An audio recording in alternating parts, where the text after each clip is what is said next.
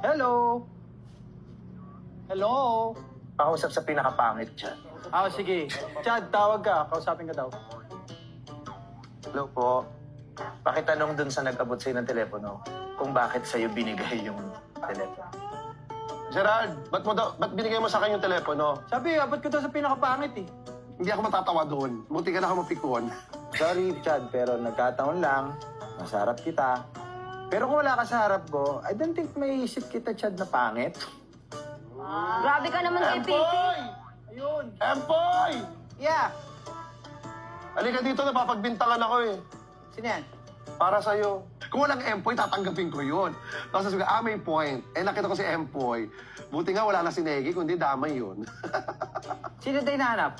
Yung pangit daw, ikaw. Uy, wait lang. Hawak mo na eh, ba't pinasa mo pa?